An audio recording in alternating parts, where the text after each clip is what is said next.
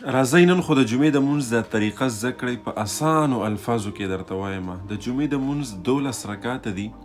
په دغې 12 رکاتونو کې 2 رکاته فرض دي، باقي 10 رکاتونه دا سنت دي.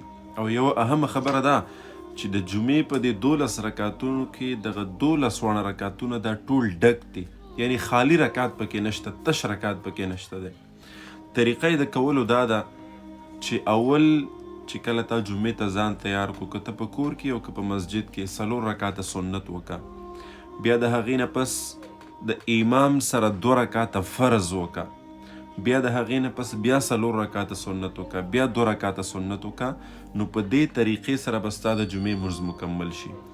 اوس 4 رکاته د امام نه مخکې کې، 6 رکاته د امام نه مخکې کې، او که نه دغه ټول سنت د امام د فرضو نه پس کې. نو دغه 2 طریقې